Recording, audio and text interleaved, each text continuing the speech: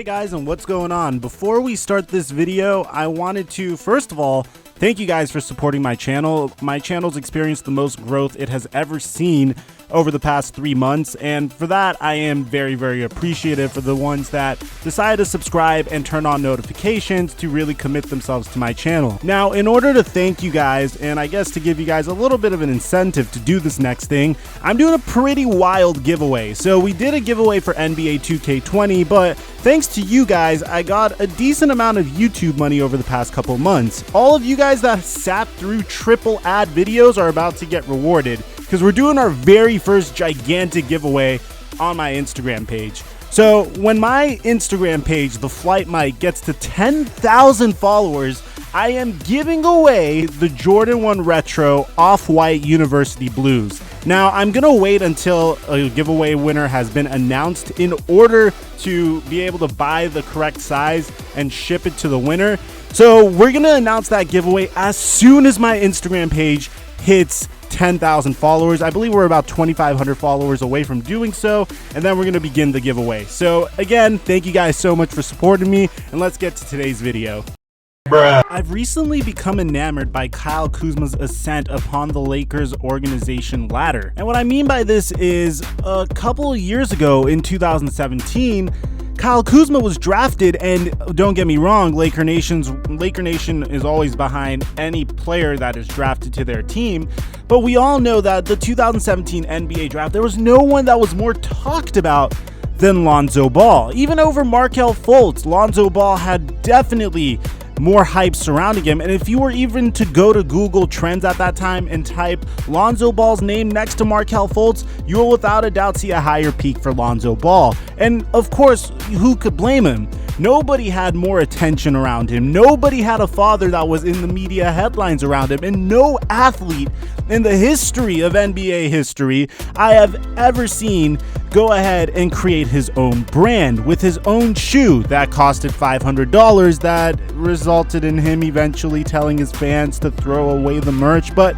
of course, everyone makes bad business decisions, and I guess in Lonzo's case, he made the unfortunate decision of trusting someone that couldn't be trusted, no matter how trustworthy he really seemed. And if you guys would like a video on the big baller brand collapse, let me know in the comment section down below, because I don't think I've seen a very good one on it yet.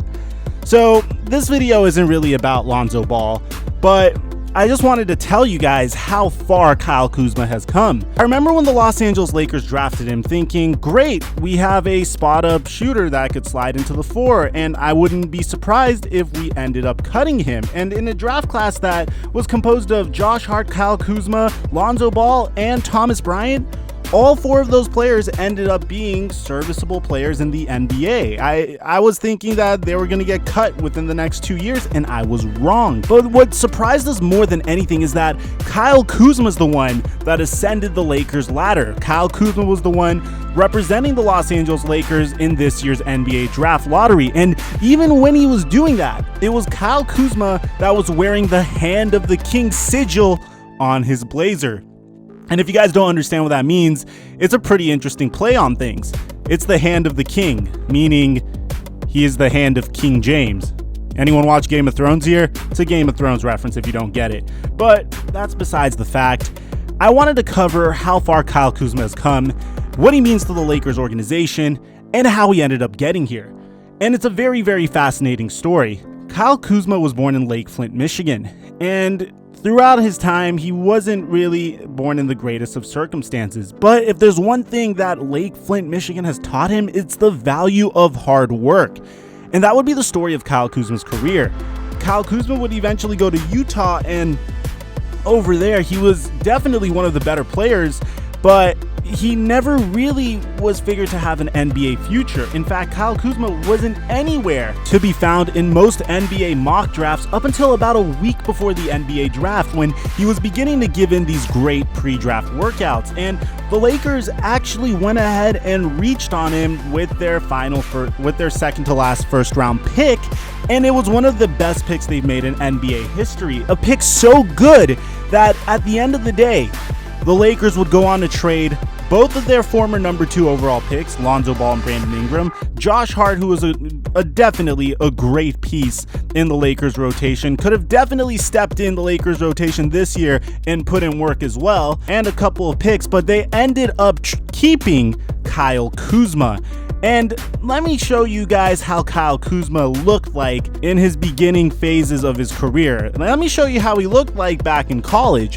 Back at Utah, this is the Kyle Kuzma we were dealing with. You could see definitely a little lanky, definitely skinnier than he is right now.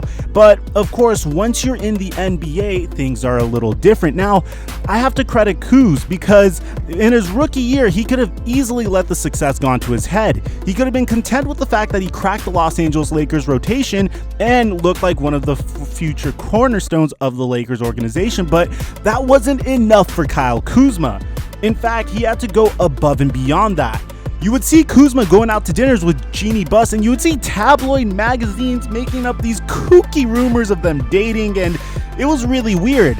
But at the end of the day, it would be Kyle Kuzma meeting with Kobe Bryant to help improve his game and possibly his image. It would be Kyle Kuzma going around with Anthony Davis and LeBron James to the Summer League games, although he kind of looked like a freshman that was lost during the first day of high school, trying to look all cool, hanging out with the seniors. And if you don't know what clip I'm talking about this one right here. And it would be Kyle Kuzma that would ascend the ranks and do whatever it takes to stay a Laker. And I can't blame him, because being a Laker is definitely good for your public image. Being a Laker is good for growing your own brand. In fact, prior to being traded to the Lakers, Anthony Davis had as many Instagram followers as Kyle Kuzma, and I know that's not a big deal, but it's definitely a good way to measure one's clout. So after 1 year with the Los Angeles Lakers, this is how Kyle Kuzma looked like. You could see putting on a little bit more size, trying to work on his game a bit more, because one of the biggest critiques on Kuzma's game is the fact that he has quote unquote already met his ceiling. He has already fulfilled his potential. He's 24 years old as of today, and many people don't think he could get better. And that's actually very synonymous with a former Laker, another Laker that performed very, very well coming out of college, but a lot of people said the same thing about him. And that's point guard Jordan Clarkson for the Cleveland Cavaliers. A lot of people said Clarkson looks very good, and he could even be the point guard of the future for the Lakers prior to them drafting D'Angelo Russell.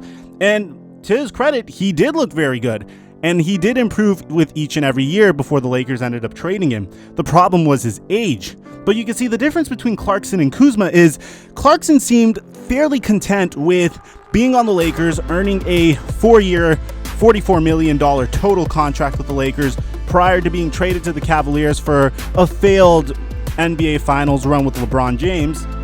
Kyle Kuzma has been working non-stop on improving his jumper. I've already made a video covering the fact that Kyle Kuzma and Anthony Davis have been working with Lethal Shooter to improve their jump shots. But that's not all Kuz has been doing, because many of the comments in that video were right.